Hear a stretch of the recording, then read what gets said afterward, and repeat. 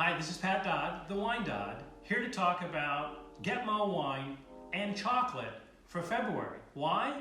Because it's February, and if you want to impress your sweetie, wine and chocolate is the way to go. We had hoped to be coming to you from a Modesto area restaurant, but with continuing COVID precautions, we're not sure whether or not our February Get Mo wine promotion will be able to take place in those restaurants. So we're going to give you a do-it-at-home version of this month's promotion. Now remember, my mantra when it comes to wine and food pairing is that any wine with food is better than no wine with food. But if you want to turn a good pairing into a great pairing, there are some things to remember. And this month's idea is that when you are pairing a wine with foods that are sweet, like dessert, or in this case, like chocolate today, it's always a good idea for the wine to be sweeter than the food. The reason for this is that when you pair a sweet food with a dry wine, it brings out the bitterness and the acidity of the wine. And if you're talking about chocolate that has additional bitterness in it itself, bitter plus bitter equals Mo bitter.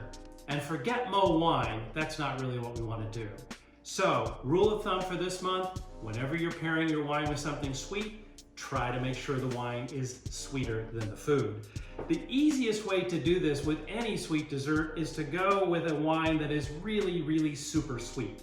And when it comes to white wines, we're talking about something like a late harvest Sauvignon, a late harvest Chardonnay, something along those lines. Super sweet. And when it comes to red wines, the easy go-to is port. And port can come in any number of different price ranges. You don't have to go out and get something expensive, but port wine for red wines, super sweet. Any one of these chocolates would go great with either the port or with the late harvest white wine. If you love milk chocolate, and milk chocolate tends to be one of the sweetest forms of chocolate, it's also the lightest form of chocolate. So if you think about light chocolate, think lighter wines. Pinot Gris, Soave, and unoaked Chardonnay. Something that doesn't have too much body, something that doesn't have any tannin bitterness. If you go with a barrel fermented Chardonnay, you're going to get some of those wood tannins and you're going to get a little bit of that bitter on bitter. So I would avoid that. But anything with a little bit of sweetness and very low oak is going to be spectacular with a milk chocolate. If you like something a little bit darker, we're thinking darker chocolate, darker wines. And here we're going to go something like a 70% cacao. 70% cacao is still going to be noticeably sweet, but now you've picked up a little bit of bitterness. And so you have to be careful about the amount of tannin that's in the wine. I recommend low tannin red wines for something like 70% cacao.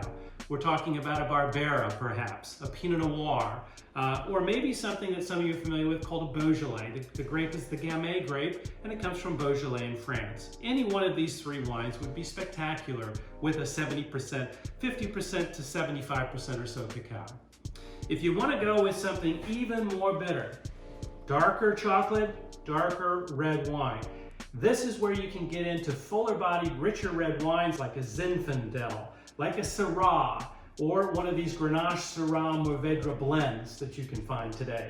I would not recommend anything beginning with the word Cabernet. So Cabernet Sauvignon, Cabernet Franc, or even something like a Petite Syrah.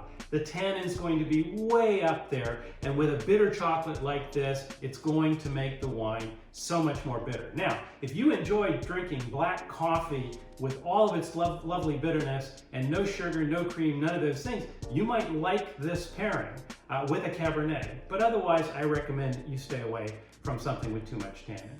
So, just to recap, of course, any wine with food is better than no wine with food. And if you like the wine and you like the chocolate, please feel free to pair them up. But if you want to turn a good pairing into a great pairing, remember, the lighter the chocolate, the lighter the wines. The darker the chocolate, the darker the wines. But try to avoid anything with too much tannin bitterness. I'm Pat Dodd, the Wine Dodd, and this is our February Get Mo wine promotion.